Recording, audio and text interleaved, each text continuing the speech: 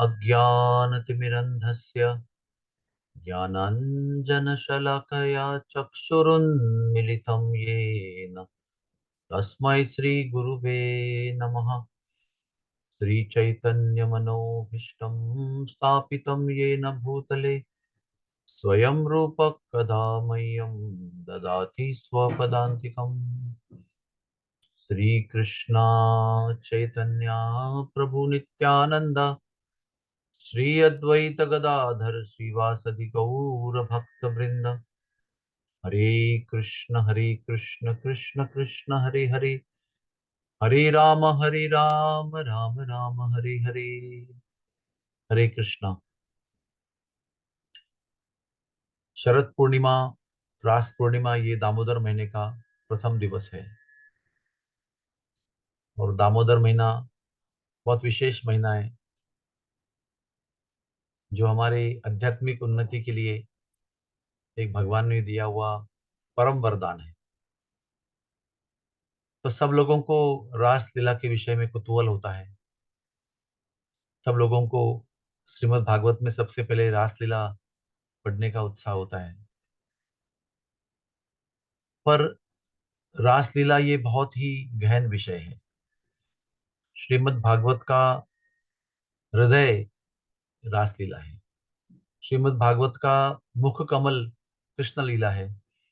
और उसमें जो है उसका सार, उसका हृदय, उसका मूल तत्व जो है वो रास लीला है। जीव का भगवान के साथ में जो परमोच्च संबंध है वो रास लीला है। भगवान की तरफ से जीव पर किया हुआ सर्वोच्च प्रेम, और वो सर्वोच्च प्रेम के साथ की हुई लीला को रास लीला कहते हैं। कौन इस रास लीला में भाग लेने के लिए योग्य है? साधारण स्तर पर जीव जो है वो इस विश्व में जो उपलब्ध हैं ऐसे वस्तुओं का भोग लेना चाहते हैं। साधारण स्तर पर सभी व्यक्ति जो दिख रहा है उसका भोग लेना चाहते हैं, उनको भोगी कहते हैं। फिर एक उसके ऊपर का वर्ग है जो इन सब भोगों की नश्वरता को समझकर उसको त्याग देते हैं और इनसे मुक्त होना चाहते हैं, उनको योगी कहते हैं। इन सभी योगियों में सब योगी स्वयं के लिए ही मेहनत करते रहते हैं कि मुझे मोक्ष मिले, मुझे विरक्ति मिले, मुझे अभी इन वस्तुओं से दिल उड़ गया है। तो योगियों के भी जीवन में केंद्र स्थान में वो स्वयं होते हैं। उसमें से कोई योगी जब परमात्मा में रमण करने लगते हैं, अर्थात स्वयं के लिए ही, लेकिन परमात्मा के आनंद के लिए, परमात्मा के विषय में, परमात्मा के नाम में रमण करना आरंभ करते हैं या पहुंच जाते हैं उस स्थिति पर, उनको आदि योगी कहते हैं।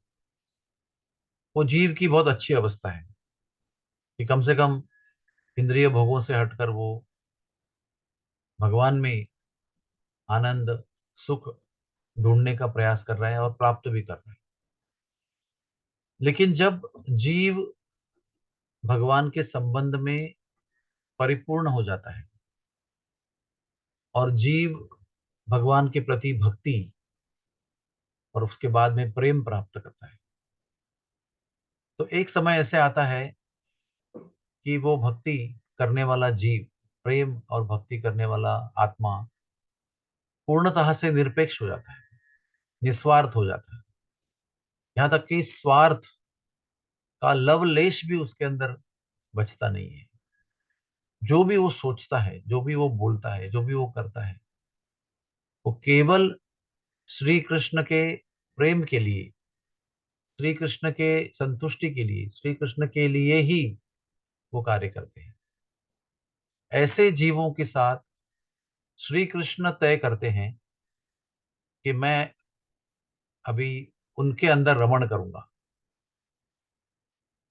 उनके द्वारा श्री कृष्ण स्वयं के लिए आनंद लेने का जब प्रयास करते हैं तो उसे रास कहते हैं।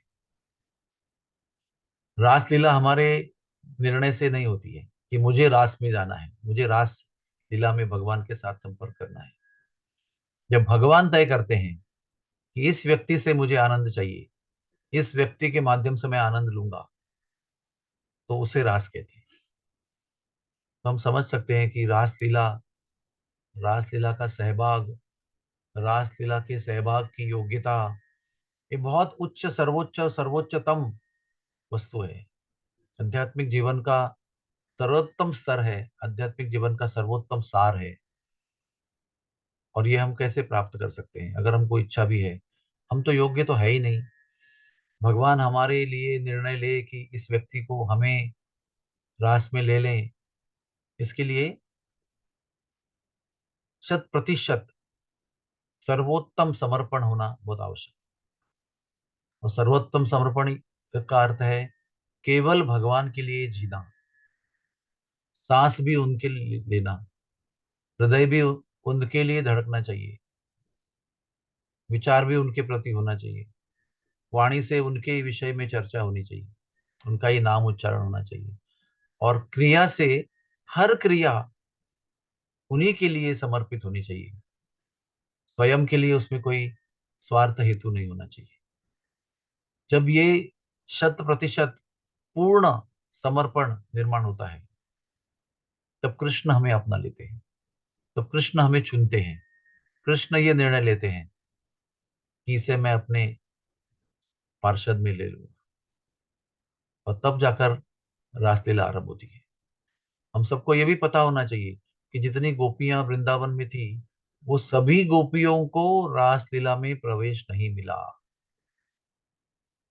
जो गोपियां हर प्रकार के भौतिक सुख की कामना से पूर्णतः मुक्त थी, पूर्णतः विरक्त थी, और पूर्णतः कृष्ण में लीन थी, उनमें संसार में या सांसारिक वस्तु में कोई रुचि नहीं थी, ना उनकी गतिविधि थी, ऐसे ही गिने चुने गोपियों को रास में प्रवेश मिला है।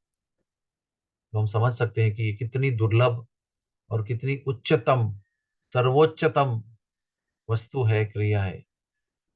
हम केवल इसके विषय में श्रवण कर सकते हैं, और भगवान के चरणों में अपने आप को समर्पित करने का प्रयास कर सकते हैं। और रासलीला का श्रवण करके हम हमारे काम वासनाओं से मुक्ति प्राप्त कर सकते हैं, प्रेमा भक्ति प्राप्त कर सकते हैं, और भगवान के लिए अपना जीवन समर्पित, सर्वस्व समर्पित करने की प्रवृत्ति को निर्माण कर सकते हैं, इस रासलीला का अध्ययन करके। हरे कृष्णा कृष्ण कृष्ण हरे हरे, हरे राम राम राम हरे हरे। और इस रासलीला के सुंदर लीला में भगवान के द्वारा प्रवेश मिलने के लिए जो प्रक्रिया है, उसकी शुरुआत भगवान के नाम के जप से होती है।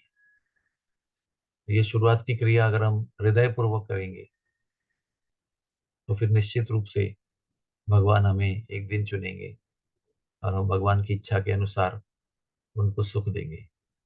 हरे कृष्ण।